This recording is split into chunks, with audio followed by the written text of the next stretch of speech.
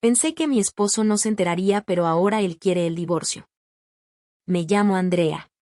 Tengo 34 años y vivo en Estados Unidos desde hace casi una década. No soy famosa, ni rica, ni extraordinaria. No me interesa serlo. Soy una mujer común, con días buenos, días grises y unos cuantos secretos que a veces me roban el sueño. Esta historia que estoy a punto de contar, mi historia, no me enorgullece. Pero la escribo porque necesito vaciar este peso, aunque sea sobre papel invisible. Porque cuando no se puede confesar en voz alta, lo mínimo que una puede hacer es decirlo en palabras. Nací en Argentina, en un barrio modesto de Rosario. Hija del medio, con una hermana mayor que siempre fue la correcta, y un hermano menor que siempre fue el favorito. Yo fui, lo que sobró. La que se buscaba sola. La que no hacía escándalo, pero tampoco brillaba. Desde joven aprendí a observar en silencio, a complacer para evitar conflictos, a callar incluso cuando algo me dolía. No por cobarde, sino por hábito. Cuando cumplí 23 años, tomé la decisión de mi vida, me fui a vivir a Estados Unidos con una visa de intercambio.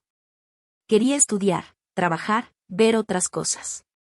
Y más que nada, quería escapar de la sensación de estar desperdiciando mi juventud rodeada de lo mismo. La decisión fue rápida, casi impulsiva. Nadie creyó que duraría más de 6 meses allá. Hoy, 11 años después, sigo sin regresar. Al principio fue difícil. Vivía en habitaciones compartidas, trabajaba en cafés, traducía documentos por centavos. No tenía a nadie.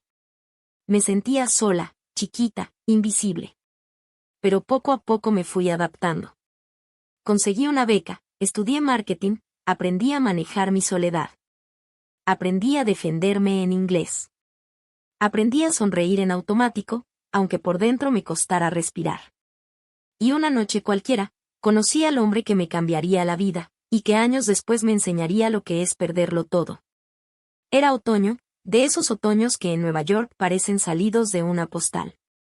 Las hojas caían como si alguien las estuviera soltando una por una desde el cielo, y el aire olía a café con canela.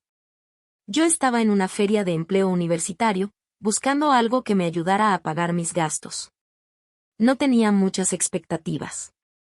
Llevaba impresos 20 currículums mal diseñados y los zapatos me dolían. Pero algo me decía que tenía que estar ahí. Y lo vi. No porque se destacara por encima del resto, sino porque me sonrió de una forma tan sincera que me descolocó. Tenía una mesa sencilla, con un cartel que decía, Comunicaciones FJ, pequeñas ideas, grandes conexiones. Fabio. Así se llamaba. Yo no lo sabía, pero ese nombre iba a repetirse en mi mente como una plegaria durante años. Me acerqué por cortesía. Pensé que sería otra de esas charlas aburridas donde me dirían que no tenía experiencia suficiente. Pero desde el primer segundo, él fue distinto. Me preguntó mi nombre, de dónde era, qué me gustaba más, escribir o hablar. Yo dudé, porque no entendía la pregunta. Y él se rió. Las palabras escritas se entienden. Pero las habladas, se sienten, me dijo. No lo olvidé jamás. Intercambiamos correos. Me fui pensando que había sido solo eso, una buena conversación.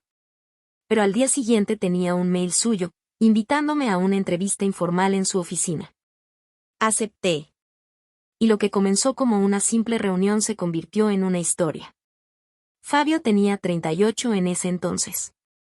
Era brasileño, criado entre Río y Miami, con un acento dulce y una voz grave que calmaba todo. Tenía esa seguridad suave que no necesita imponerse. Trabajaba como director creativo en una pequeña agencia que iba creciendo a pasos sólidos. No era millonario ni famoso, pero tenía un mundo ordenado, un carácter paciente, una madurez que me envolvía. Y lo más importante, me miraba como si yo fuera la única cosa hermosa en un mundo ruidoso. Comencé a trabajar con él semanas después. Primero como asistente. Luego como aliada. Después como mujer. No fue inmediato. No hubo juegos sucios ni promesas vacías. Solo tiempo, presencia, ternura.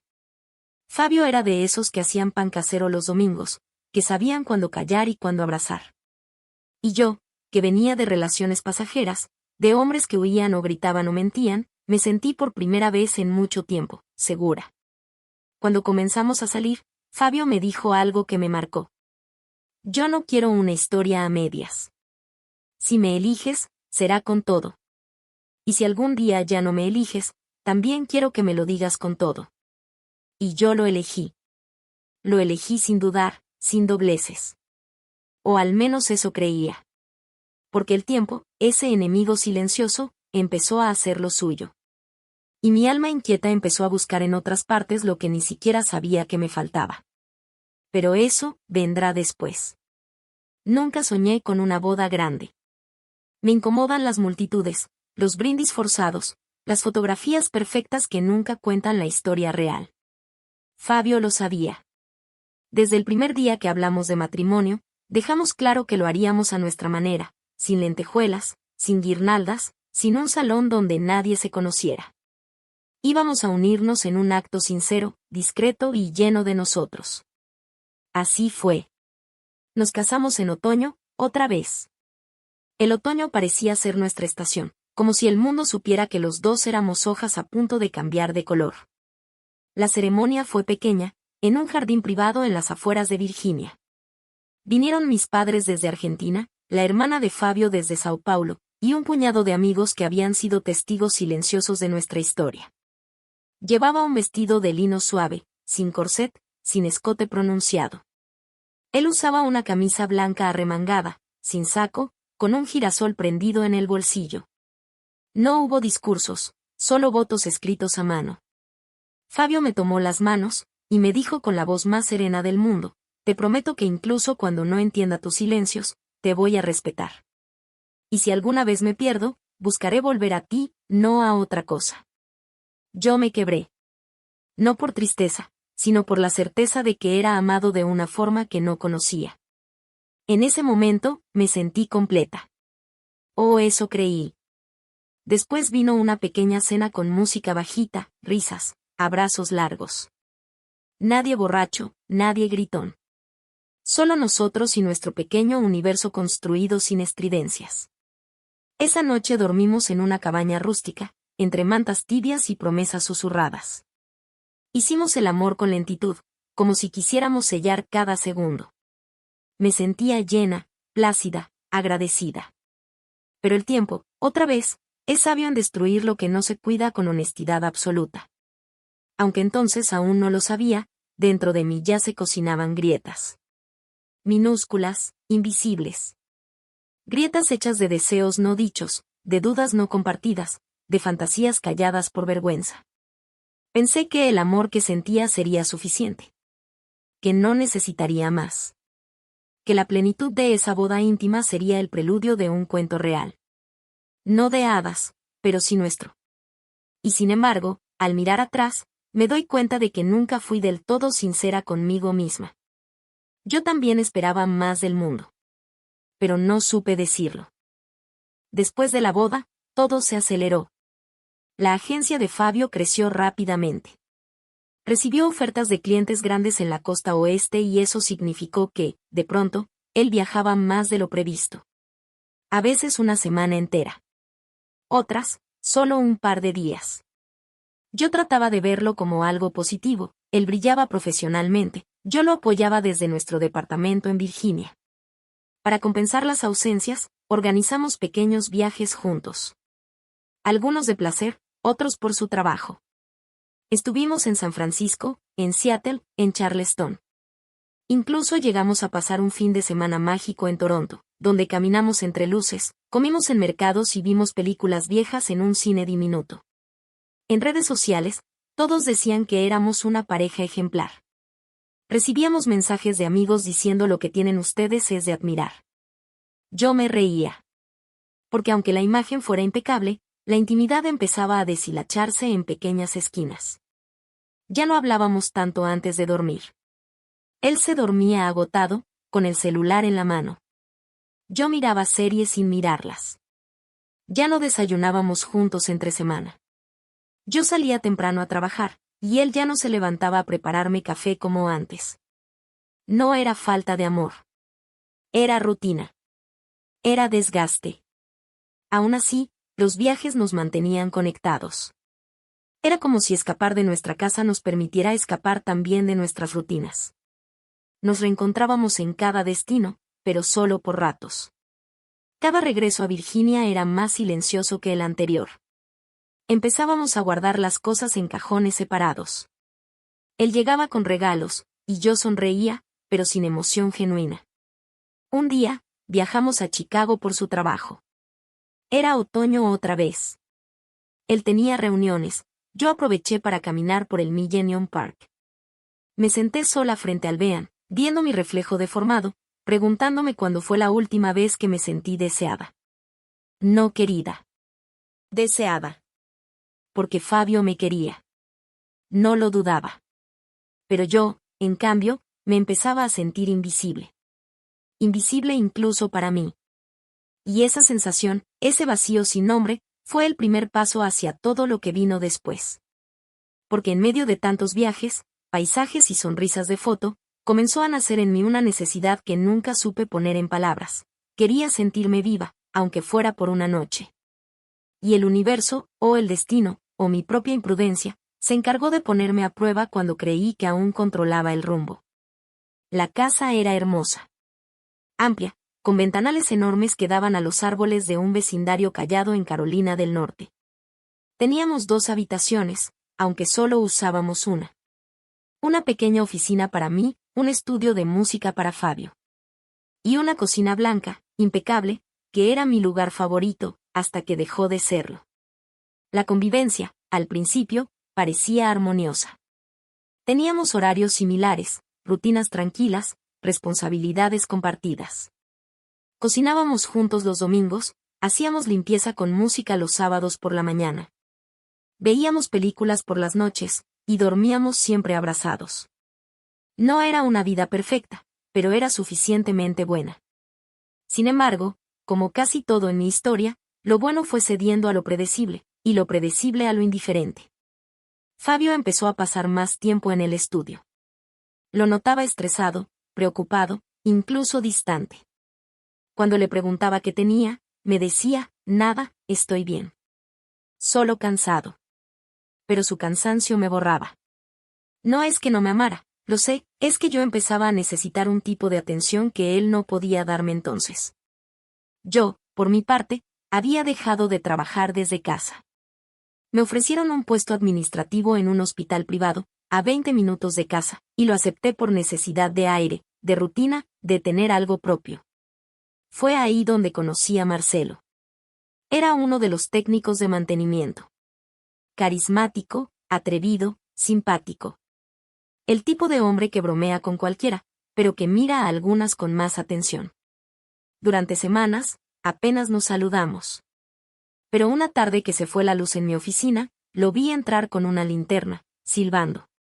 Me miró, se sonrió de lado, y dijo, ¿a oscuras también te ves tan bien? Me reí. Lo tomé como un chiste, uno de esos comentarios vacíos que se evaporan apenas ocurren. Pero no se evaporó. Marcelo empezó a buscarme. A veces con excusas técnicas, otras con galletas o café. Y aunque sabía que era un juego, uno tonto y banal, me dejaba envolver. No por él, sino por lo que provocaba en mí. Me hacía sentir vista, escuchada, viva. Me hacía sentir deseada, esa palabra otra vez. Pasaron semanas así.